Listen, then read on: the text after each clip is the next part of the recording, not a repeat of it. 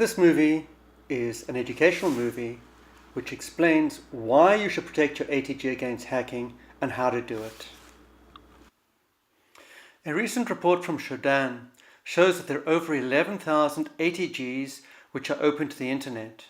About 7,000 of these are in the US, up about 2,000 since January 2015, when the Videroot company made suggestions on how to protect your ATG. From these numbers, it's pretty obvious that either the owners or users of these unprotected ATGs aren't interested in security, or the security that was suggested was not effective. Why should we care if gas stations are hacked? Gas stations are part of the energy infrastructure of the United States. During Hurricane Sandy, the fuel supply in New Jersey was disrupted. Shutting down a few thousand gas stations has a drastic economic effect. One cyber attack can affect thousands of stations. The attackers don't have to go to each station.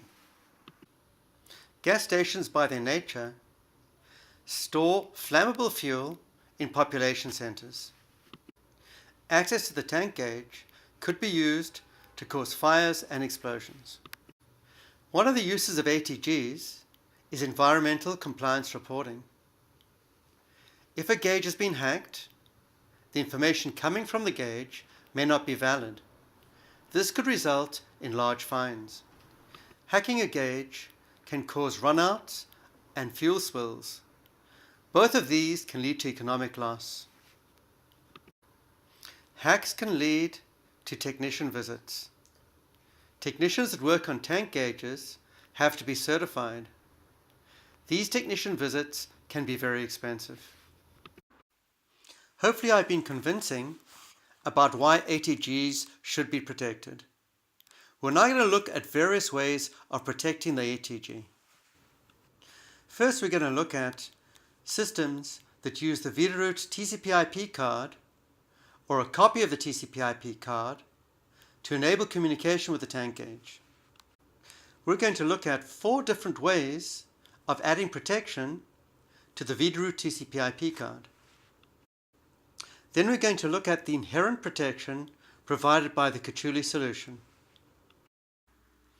The first form of protection for the Videroot TCP/IP card is password protection. A 6-character password is set up in the tank gauge. This password is used by the monitoring center or by a PC that's running in Form, SSA, or Telnet.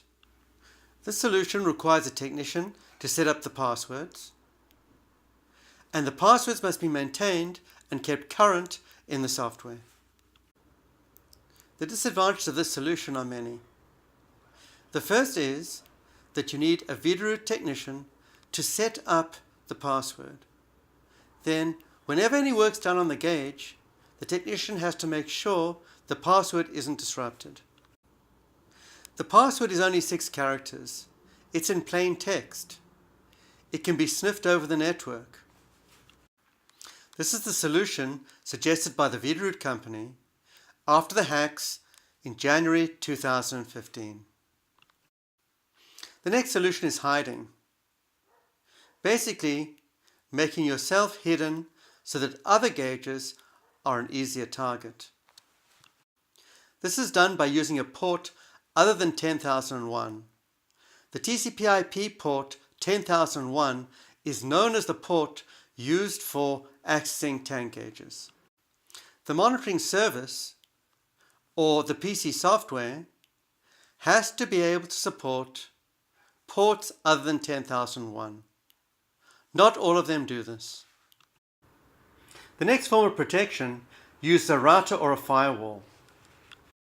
You have to find the IP address of the server that's going to poll the tank gauge, or the PC that uses some form of software. You then configure the router or firewall with these IP addresses. Only traffic coming from these IP addresses can go through the firewall or router. This is a good solution, but has a couple of drawbacks. Firstly, the PC user who's using Inform or Telnet has an IP address which will change every time that user moves. It won't work for these mobile users. Setting up and maintaining the lists in the router or firewall is expensive. You'll need someone very familiar with networking. The IP address of the polling servers have to be public knowledge.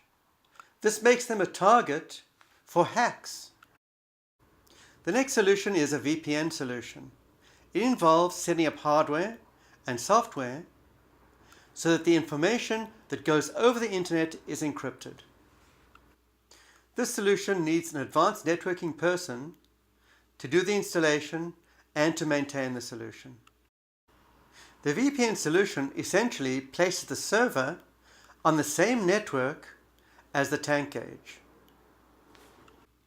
Breaking in via the internet is not possible, but you are providing a third party, the company that may be doing your monitoring, with access directly to your corporate network.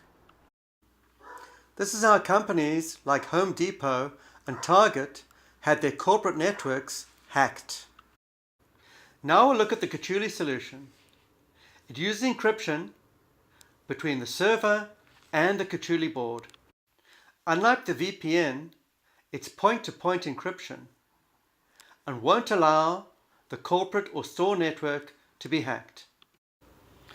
Unlike VPNs, Kachoolie does not use passwords that can be shared, lost, or hacked. Kachoolie does not need an external IP address or open incoming ports. This means that Kachoolie is totally hidden and cannot be found by scanning for IP addresses and ports on the internet. Kachoolie also filters out any commands that could affect the tank gauge in any way.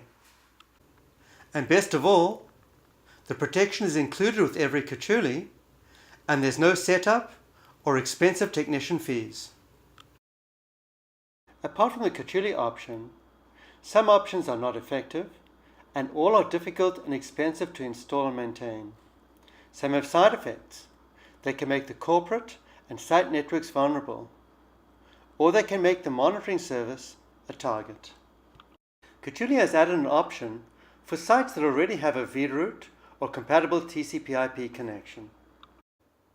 This is the Kachoolie Firewall and Auto Configurator.